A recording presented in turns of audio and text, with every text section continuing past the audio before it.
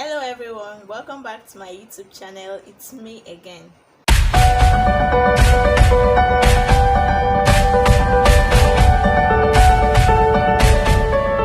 So in this video I'm going to give a detailed information about everything you need to know about going to Obudu Cattle. So first of all, if you're going to go to Obudu, it's either you go straight to Obudu, like if you intend going the same day, if you're traveling from a state that is not Calabar, that's Cross River, because from Calabar to Obudu is not less than 4 hours. Like, it's far.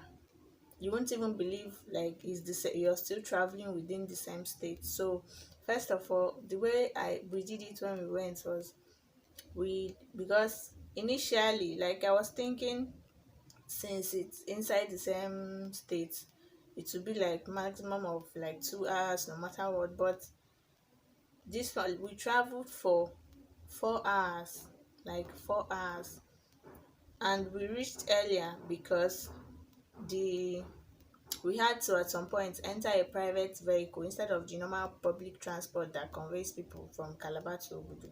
If you'll be going from Calabar to Obudu, you have to leave early, because it's just not less than 4 hours. That is what you spend traveling from Calabar to Obudu.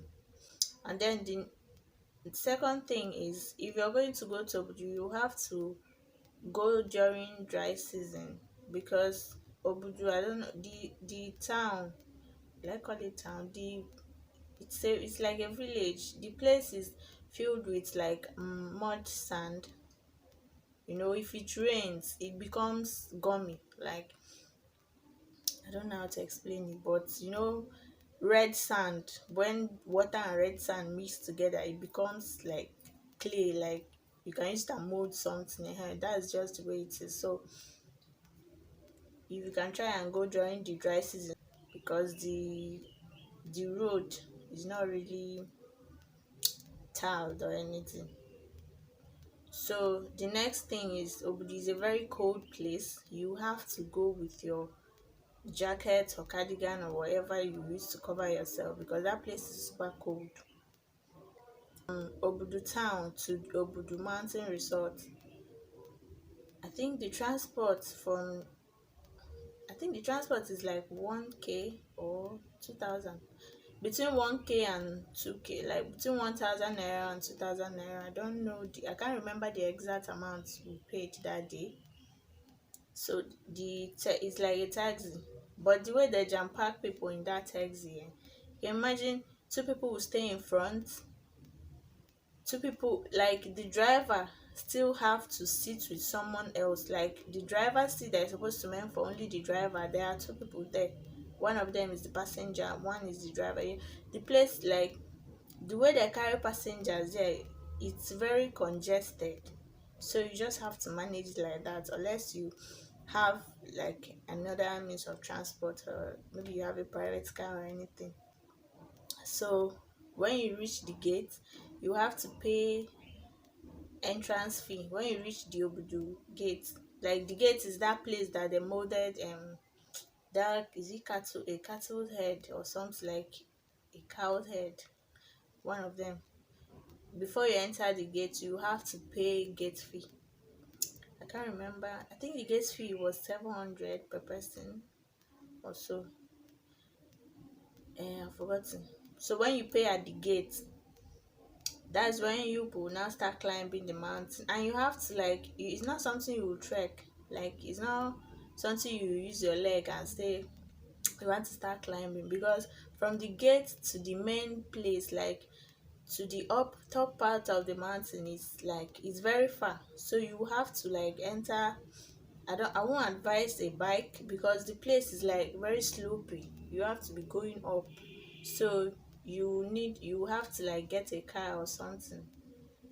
The way we did it, we were lucky. We got a taxi man, we contracted him, so he was the one that like took us to the resort, took us around with the car. After everything, we calculated and paid him, and like the whole amount, like we paid him at once for everything. So it's not advisable to go with a bike, because in the process you might fall or something, because the place is very, something that is up on the mountain and you're going from down the mountain. So that's it. After paying at the gate, you have to like go up the mountain. When you reach the mountain, you have to, there's a place they call reception. That's the place you see a very big signpost, like a signboard, where they wrote Obudu Mountain Resort or something like that. So when you enter there, I think you pay them you pay them again. Then they'll give you all those visitors tag or something. They'll give you something like an ID card to identify that you're a tourist. That you have to like pin it to your clothes. If you are in group, they might give you just one. But that day we insisted, since we paid, I think I think we paid 1,000 for that thing. I've forgotten, but I know you have to pay. So we paid 1,1. So we had to insist that they give us like each person one. So after that place, oh, and they'll offer you, like, if you want to stay in their hotels are super expensive. I'm not even going to lie. I think the lowest amount, like the cheapest room in their hotel is 45k, like 45,000 naira. So that it was too much. We didn't stay there. And then they'll offer to be your tourist guide or something like that. If you agree for them, then you have to like pay them, and they charge. How much did they even charge that day? I can't remember the exact amount they charged, but it was just over the budget. And then what, like, why we didn't even agree to have their one of them as our tourist guides was that our taxi driver, like the cabman that was carrying us about, he also resides on the mountain, like on the Obudu Mountain Resort. So he knows every like location of the attraction or whatever. Like he knew every place. So he told us that when we were going up to the resort, like the visitors lounge or something, he told us that they will offer to be our tourist guide, that we should tell them no, that we want to go on our own.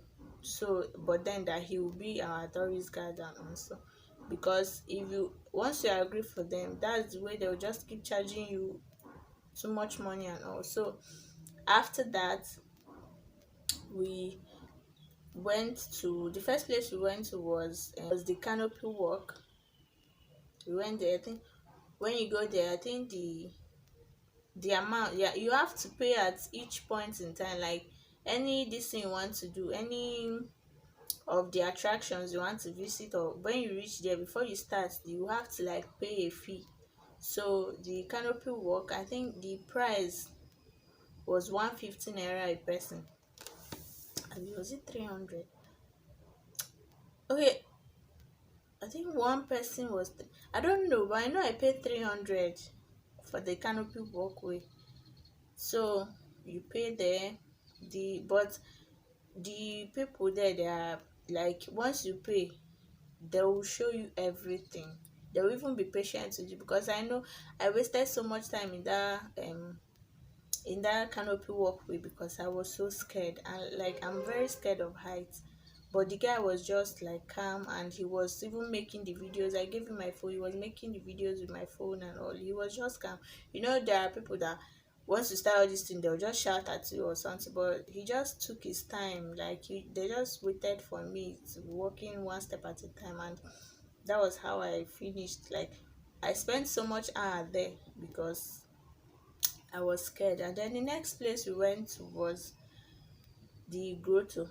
That's the place where water comes out of stone, and the water is a very cold water. And then there is a place like where the water collects.